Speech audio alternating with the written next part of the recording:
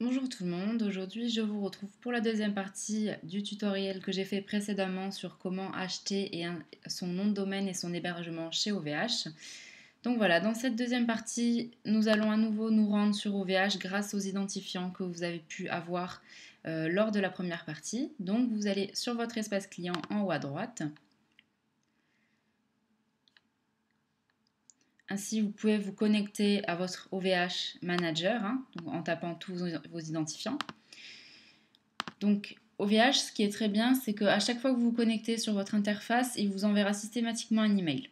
Donc, ce sera pour éviter tout ce qui est vol de mot de passe, etc. Donc, c'est très sécurisé pour ça. Donc, vous sélectionnez votre nom de domaine.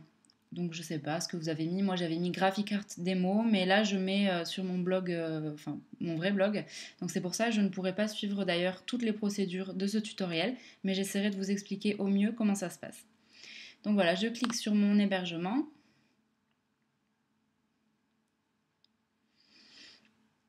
Ensuite, vous allez vous rendre dans Hébergement.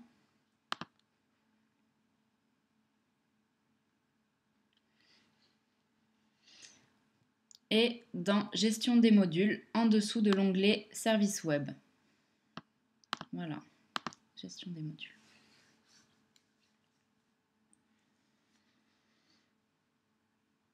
Vous allez cliquer sur Ajouter. Et vous allez choisir WordPress.9.1. C'est la dernière version de WordPress. Voilà, alors là nous arrivons dans la configuration du module. Alors, il ne faut pas laisser les paramètres prédéfinis par OVH. Il faut que vous cliquez cette option-là. Donc, à savoir, à la racine de votre site, on veut que votre blog soit affiché à cette adresse-là et non à l'adresse votre nom de domaine / WordPress 3. Donc, surtout, bien cocher cette option-là, la première. Voilà, alors ensuite vous allez cliquer sur Valider. Vous allez avoir un petit message de confirmation de OVH comme quoi votre module a été installé avec succès. Donc moi je ne peux pas le faire parce que j'ai déjà plusieurs sites WordPress qui tournent sur mon nom de domaine, donc je vais éviter d'en rajouter de trop. Ça peut prendre quelques minutes pour recevoir le mail, pour avoir la confirmation d'OVH avec l'identifiant et vos mots de passe. Donc une fois que vous avez fait ça, vous allez vous connecter sur votre nouveau blog qui sera le .org. Donc,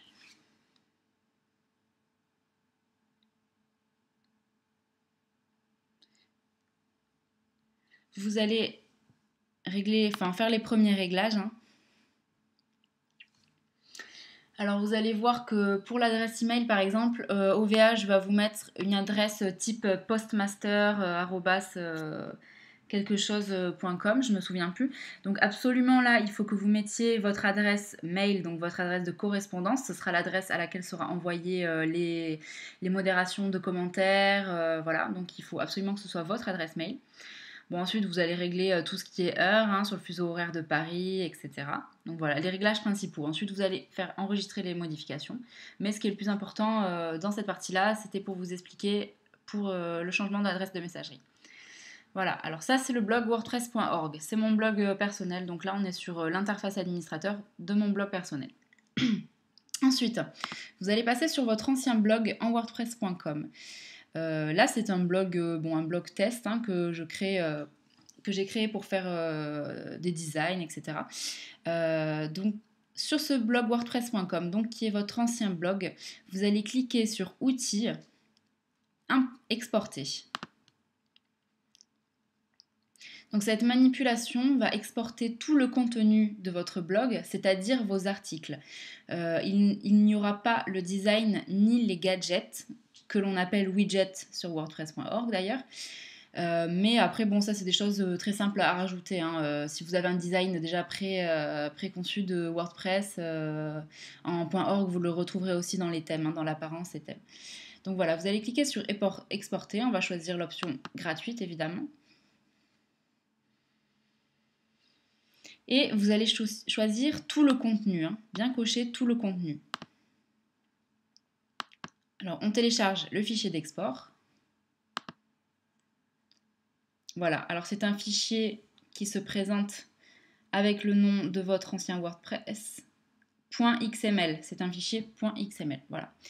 Alors, vous le gardez sous la main, je vais le mettre sur mon bureau par exemple. Voilà. Et maintenant, vous vous rendez dans votre nouveau blog, le wordpress.org, et vous faites la même manipulation, outils, mais cette fois-ci ce sera importé. Alors vous choisissez WordPress. Vous installez l'importateur, hein, ça s'appelle WordPress Importer, donc vous choisissez de l'installer.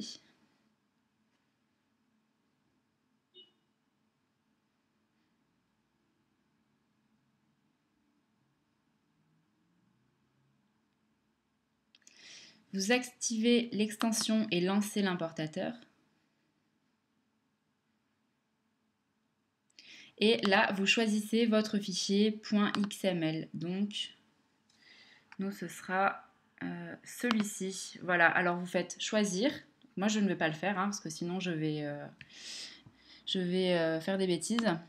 Et vous faites envoyer le fichier et l'importer. Ensuite, vous pourrez voir que tout votre contenu a été importé.